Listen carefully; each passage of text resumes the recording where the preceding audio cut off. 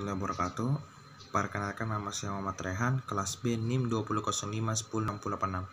Kali ini saya akan mempresentasikan tentang dasar-dasar manajemen pendidikan bagian 6, manajemen strategis dalam pendidikan. Dasar-dasar manajemen pendidikan. A. Urgensi kepemimpinan. Masalah kepemimpinan adalah masalah yang utama dalam hidup dan kehidupan umat manusia. Oleh karena itulah, maka umat manusia selalu membutuhkan kepemimpinan, sebab untuk mencapai suksesnya sebuah tujuan dan terjadinya efisiensi kerja harus ada pemimpin. Kepemimpinan merupakan kekuatan aspirasional, kekuatan semangat, dan kekuatan moral yang kreatif yang mampu mempengaruhi para anggotanya untuk mengubah sikap sehingga mereka menjadi konform dengan keinginan pemimpin. Untuk itu, tipe seseorang di dalam pemimpin akan sangat berpengaruh terhadap organisasi atau lembaga yang dipimpinnya, baik itu pengaruh positif maupun negatif terhadap organisasi tersebut. B. Manajemen dalam kepemimpinan. 1.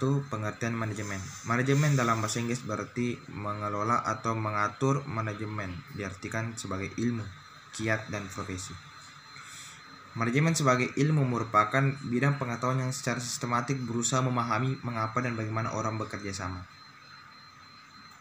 Manajemen merupakan suatu sistem yang setiap komponennya menampilkan sesuatu yang memenuhi kebutuhan. Manajemen sebagai sistem memiliki fungsi-fungsi pokok, yaitu perencanaan, pengorganisasian, pelaksanaan, dan pengawasan. Manajemen dapat kita lihat di beberapa sumber yang cukup terkenal. Yang pertama, manajemen menurut Kamus Besar Bahasa Indonesia atau KBBI. Sumber daya secara efektif untuk mencapai sasaran atau pimpinan yang bertanggung jawab atas jalannya perusahaan dan organisasi. Menurut Leonard D. White dalam bukunya Suar Misi Agrikunto, manajemen adalah segenap proses biasanya terdapat pada semua kelompok, baik usaha, negara, pemerintah, atau swasta, sipil, atau militer. 2. Fungsi manajemen. Pertama, perencanaan. Perencanaan adalah suatu proses mempersiapkan serangkaian keputusan untuk mengambil serangkaian keputusan lainnya atau di masa yang akan datang. B. Pengorganisasian. Pengorganisasian adalah usaha bersama dalam kelompok orang untuk mencapai tujuan yang telah ditetapkan sebelumnya dengan mendayagunakan sumber-sumber yang ada agar dicapai hasil yang efektif.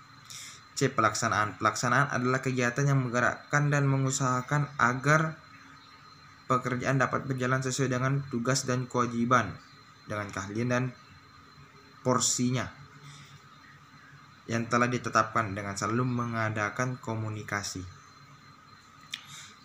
D. Pengawasan. Pengawasan adalah usaha pemimpin untuk mengetahui semua hal yang menyangkut pelaksanaan kerja, khususnya untuk mengetahui kelancaran kerja para pegawai dalam melaksanakan tugasnya mencapai tujuan. C.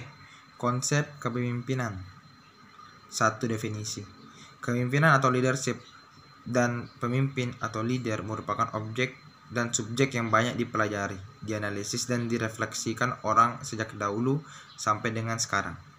Secara etimologi, kepemimpinan berasal dari kata dasar pemimpin dalam bahasa Inggris leadership, yang berarti kepemimpinan.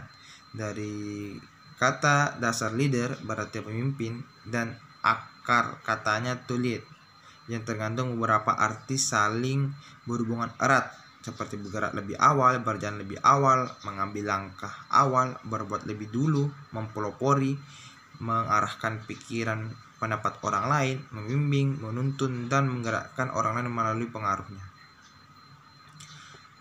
2. Teori kepemimpinan.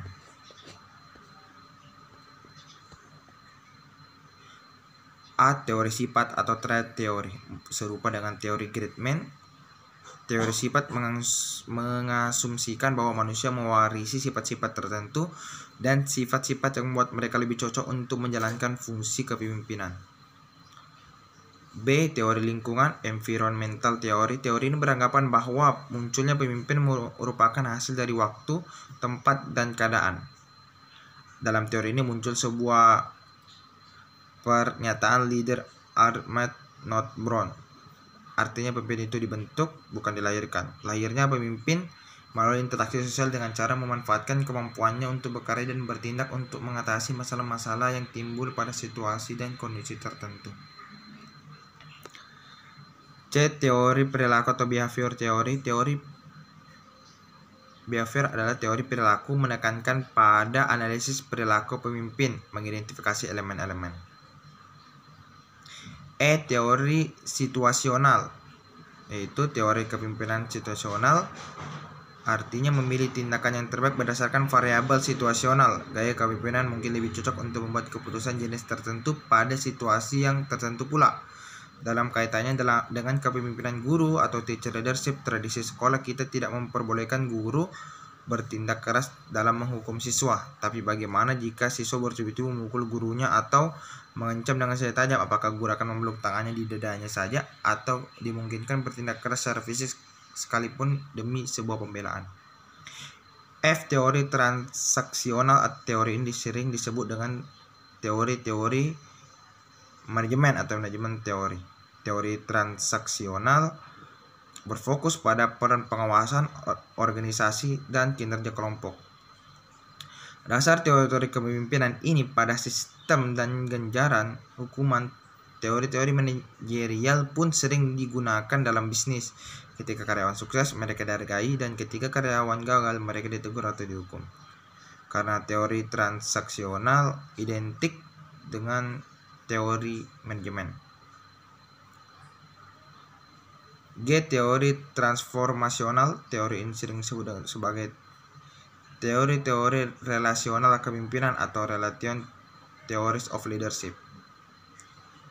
Mungkin itu saja yang dapat saya sampaikan, kurang lebihnya mohon dimaafkan. Sekian dan terima kasih. Wassalamualaikum warahmatullahi wabarakatuh.